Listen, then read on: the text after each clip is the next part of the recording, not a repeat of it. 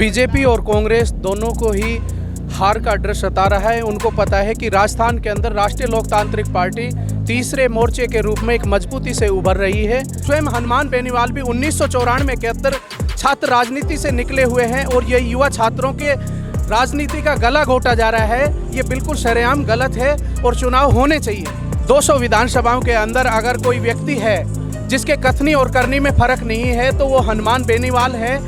Ma'am, rally तो छात्र संघ चुनाव होने के लिए ही कर रहे हैं और यदि रैलियों से नहीं मानेंगे तो हम विधानसभा। आज हम मौजूद है विद्याधर नगर स्टेडियम में। मैं जब से यहाँ आई हूँ तब से एक गाना है वो बड़ी ज़ोरों शोरों से यहाँ पे चल रहा है कि आरएलपी का नेता है हनुमान बेनीवाल और अगर कोई छात्र हितों के लिए खड़ा होगा तो वो सिर्फ हनुमान बेनीवाल ही हो सकता है। तो हम छात्रों से ही जानते हैं कि ऐसा क्या है हनुमान बेनीवाल में और उनकी वो किन शर्तों को पूरी कर पाएंगे, क्या उनके लिए यहाँ सुविधाएँ वो कर पाएंगे, वो हम छात्रों से ही जानेंगे। आपको हनुमान बेनीवाल से ऐसी क्या उम्मीदें हैं कि वो आपके यहाँ चुनाव करवा ही देंगे? मैम, हनुमान बेनीवाल से हमें इसलिए उम्मीद है कि जब गहलोत सरकार ने राजस्थान के अंदर छात्र संघ चुनाव को बंद किए थे, उसी समय राजस्थान विश्वविद्यालय और जोधपुर के जैनी विश्वविद्यालय के अंदर छात्रों ने धरने प्रदर्शन शुरू कर दिए थे। तो पूरे राजस्थान के अंदर एकमात्र नागौर के लोकप्रिय सांसद हनुमान जी बेनीवाल ने छात्रों के साथ आकर उन्हें आश्वासन दिया था और उन्हें विश्वास दिलाया था कि हम एक विशाल हुंकार रैली के साथ राजस्थान की सरकार को झुकाएंगे। आपको क्या लगता है कि इन रैलियों से छात्र संघ चुनाव हो पाएंगे? मैम, रैली तो छात्र संघ चुनाव होने के लिए ही कर रहे हैं और यदि रैलियों से नहीं मानेंगे तो हम विधानसभा। इतनी आसानी से ये चीज़ें इम्प्लीमेंट हो पाएंगी? यस मैम, क्यों नहीं हो पाएंगी। यदि ये राजस्थान सरकार विद्यार्थियों का जो ये दुख है वो इसी समय साथ खड़ी नहीं रहेगी तो आने वाले विधानसभा चुनाव में उनको ये परिणाम देखने को मिल जाएगा। आपको क्या लगता है मुख्य कारण चुनाव नहीं होने का यहाँ पर पूरे राजस्थान के अंदर? बीजेपी और कांग्रेस दोनों को ही हार का डर सता रहा है। उनको पता है कि राजस्थान के अंदर राष्ट्रीय लोकतांत्रिक पार्टी तीसरे मोर्चे के रूप में एक मजबूती से उभर रही है और जिसका बीजेपी और कांग्रेस को आने वाले 2000 चुनाव के अंदर हार का डर सता रहा है। इसी वजह से उन्होंने छात्र संघ चुनाव बंद करने का 12 अगस्त रात्रि को काला फरमान जारी किया है और परम आदरणीय हनुमान बेनीवाल युवा और छात्रों की लड़ाई हितों के लिए लड़ रहे हैं और जब छात्र सड़कों पे आएंगे, संघर्ष करेंगे तो निश्चित ही इस सरकार को झुकना पड़ेगा।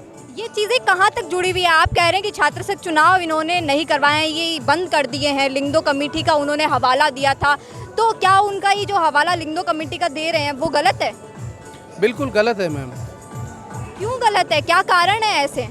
नहीं, उनको ऐसा क्या डर सता रहा है जिसकी वजह से वो अचानक चुनाव बंद करते आए हैं? आप ये बताइए, राजस्थान का जो मुख्यमंत्री है अशोक गहलोत जी, वो भी छात्र राजनीति से निकले हुए हैं। राजस्थान के विश्वविद्यालय के अंदर आज पूरे राजस्थान के विधानसभा 200 के अंदर 50 विधायक ऐसे हैं जो छात्र राजनीति से निकले हुए हैं और स्वयं हनुमान बेनीवाल भी 1994 के अंदर छात्र राजनीति से निकले हुए हैं और ये युवा छात्रों के राजनीति का गला घोटा जा रहा है। ये बिल्कुल शरेआम गलत है और चुनाव होने चाहिए।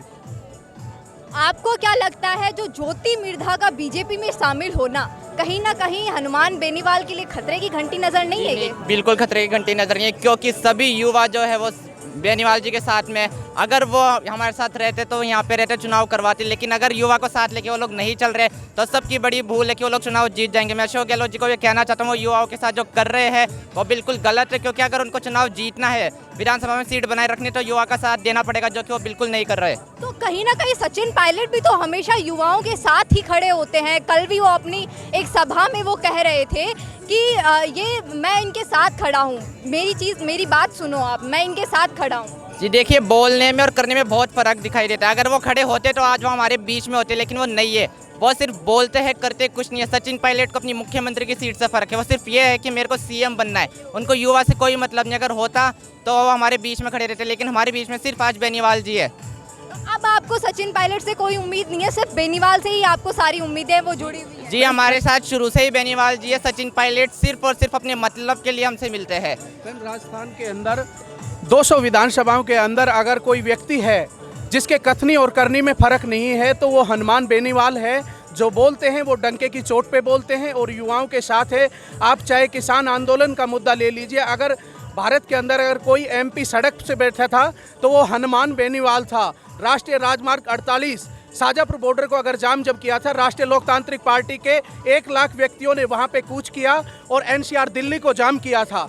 और रही बात, जैसे कि यहाँ के लोगों का कहना है कि अगर कोई छात्र हितों के साथ खड़ा है तो वो सिर्फ हनुमान बेनीवाल ही है। अगर कोई इनके लिए काम करेगा, अगर कोई इनकी बात सुनेगा तो वो सिर्फ हनुमान बेनीवाल है। ऐसे ही हम और लोगों से जानेंगे, यहाँ पूरी सभा को हम कवर करेंगे और पता करने की कोशिश करेंगे कि इनके मुख्य मुद्दे क्या हैं। कैमरामैन करण के साथ मैं प्रीति चारण।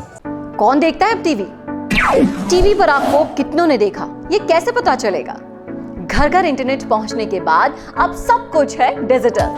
आपका वीडियो कितनों ने देखा ये हर पल आपको पता चलेगा, इसलिए डिजिटल मीडिया में बनाइए अपनी पहचान।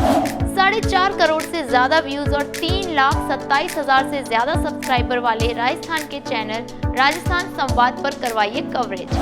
ज्यादा जानकारी के लिए व्हाट्सएप करें 7339900549 पर।